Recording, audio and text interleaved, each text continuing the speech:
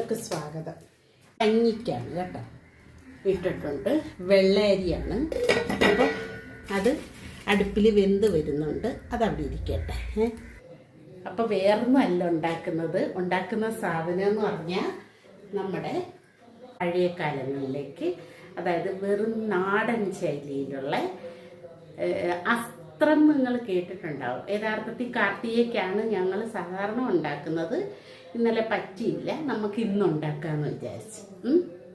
അപ്പോൾ ഇന്നലെ പുഴുക്ക് മാത്രമേ ഉണ്ടായിരുന്നുള്ളൂ. അപ്പം ഇന്നുണ്ടാക്കാം. ഇന്ന് സൺഡേയാണ്. അപ്പം ഞാൻ കഞ്ഞിയും അസ്ത്രവുമാണ് ഉണ്ടാക്കുന്നത്. ചീനിയാണ് ആയിക്കൊണ്ടിരിക്കുന്നത്.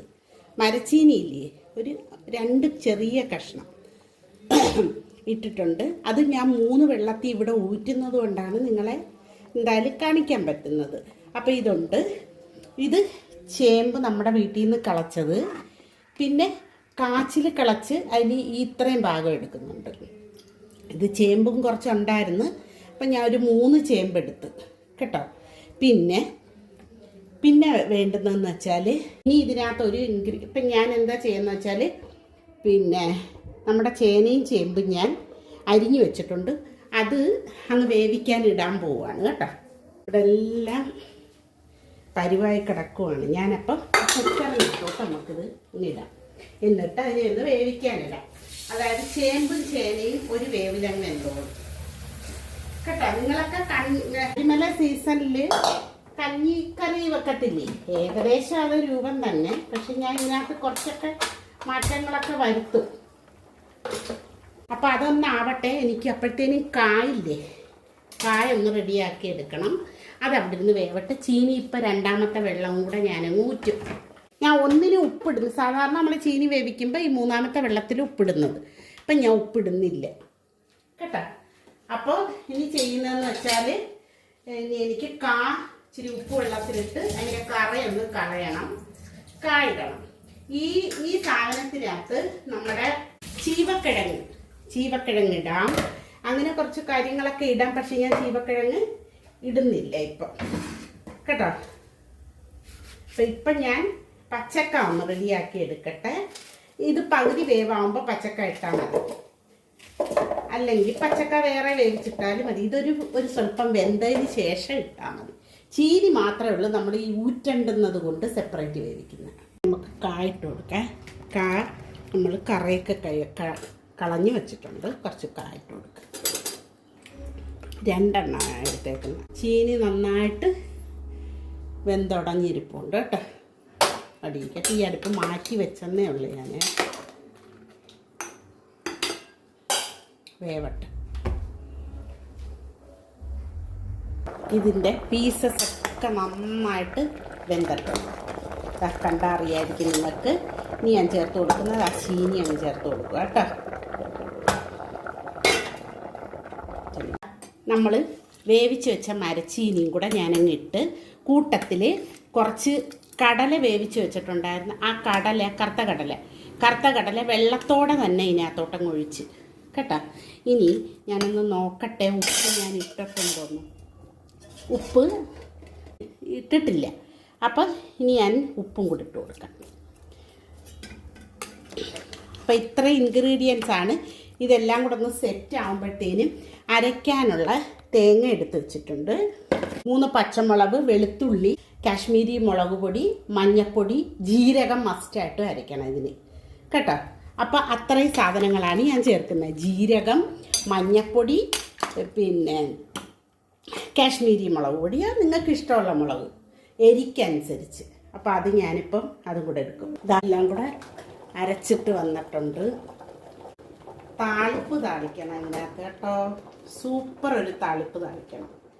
പിന്നെ കടുകും ഉള്ളിയും ഇച്ചിരി മുളക്, അതായത് വറ്റൽ മുളക് കൂടെ വേണേ. കറിവേപ്പിലയും കൂടെ ഞാൻ പിച്ചിക്കൊണ്ട് വരാം. എൻ്റെ പണി തീർന്നു. പെരിയൊന്ന് ഇളക്കി കൊടുക്കാതെ ഉപ്പൊക്കെ ഒന്ന് നോക്കാം.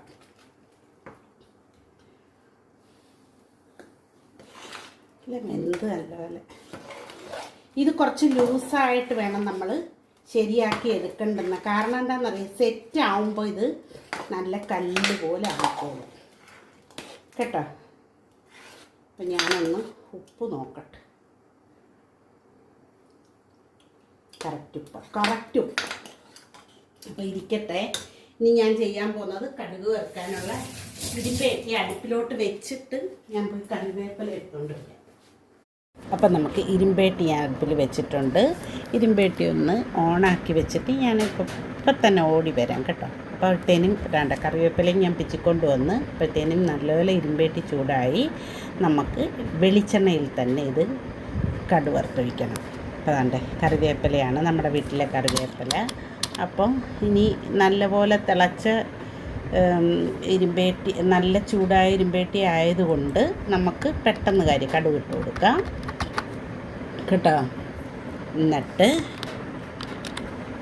കടുക് ഇട്ട് കൊടുത്തിട്ട് പിന്നെ ഞാൻ ഉള്ളി ഞാൻ അരിഞ്ഞ് വെച്ചിട്ടുണ്ടായിരുന്നു. അപ്പം അതും കൂടെ ഇട്ട് കൊടുക്കാം നമുക്ക്.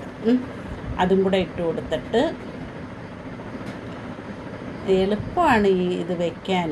എല്ലാം നമ്മൾ രാവിലെയാണ് ഇതെല്ലാം ഇളക്കിയെടുത്തത്, പുഴുതെടുത്തത്. അപ്പോൾ ഇനി ഈ നമ്മുടെ ഉള്ളി ഒന്ന് ചെറിയായിട്ട് മൂത്ത് വരുമ്പോൾ നമുക്ക് നമ്മുടെ വറ്റൽമുളക് ഇട്ട് കൊടുക്കണം കേട്ടോ.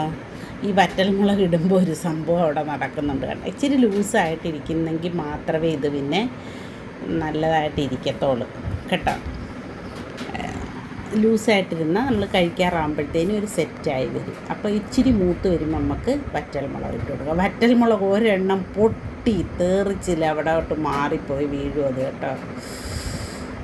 അതെന്താ കാര്യം എന്നറിയാം, ഒരു വറ്റൽമുളക് കണ്ടത്, ആ പൊട്ടിയത് കണ്ട വറ്റൽമുളക് മുറിച്ചില്ലായിരുന്നു. മുറിക്കാത്ത വറ്റൽമുളകാണ് അങ്ങനെ പറ്റിയത്. അപ്പോൾ അതൊന്ന് മൂത്ത് പിന്നെ നമ്മുടെ കറിവേപ്പിലയും കൂടെ ഇടണം, എങ്കിലേ അതിൻ്റെ ഒരു സൂപ്പർ ആവത്തുള്ളൂ. എന്തൊരു മണമായിരുന്നെന്നറിയാമോ ഇവിടെ.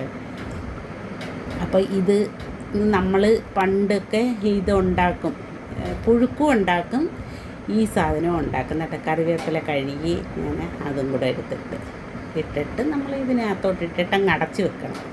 പിന്നെ വിളമ്പുന്ന സമയത്തൊരു മണം അങ്ങോട്ട് വരും. അപ്പോൾ അങ്ങ് ഇട്ട് കൊടുത്തേക്കണം.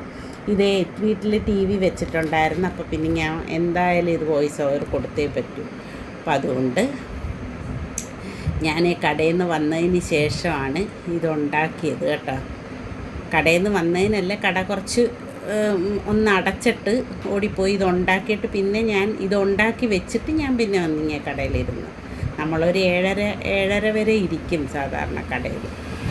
അപ്പോൾ കണ്ട അതിൻ്റെ ഒരു കൺസിസ്റ്റൻസി കണ്ട, ഈ പരുവത്തിൽ സൂപ്പർ ടേസ്റ്റായിരുന്നു ഇത് കേട്ടോ. എൻ്റെ ഫേവററ്റാണിത്, മോൾക്കും ഭയങ്കര ഇഷ്ടമായത്. നമ്മുടെ വീട്ടിലത് പറഞ്ഞു തീർത്തില്ല. അതായത് പുഴുങ്ങുകയും ചെയ്യും, ഈ കറിയും ഉണ്ടാക്കി. ഇതിനോടാണ് എല്ലാവർക്കും ഇഷ്ടം. അപ്പോൾ എല്ലാവരും വീഡിയോ കണ്ട് സപ്പോർട്ട് ചെയ്യുക, ഷെയർ ചെയ്യുക, കമൻറ്റ് ചെയ്യുക. ഇതേ കണക്ക് നിങ്ങളും കൂടെ ഒന്ന് വെച്ച് ഉണ്ടാക്കി നോക്കുക. സ്പെഷ്യലല്ലേ ഇതൊക്കെ, പണ്ടത്തെ അമ്മച്ചിമാരൊക്കെ ഉണ്ടാക്കുന്ന അതിനെന്തായാലും ഒരു പ്രത്യേകത ഉണ്ട്. അപ്പോൾ എല്ലാവരും വീഡിയോ കൊണ്ട് സപ്പോർട്ട് ചെയ്യുക, ഷെയർ ചെയ്യുക, കമൻറ്റ് ചെയ്യുക. ബൈ.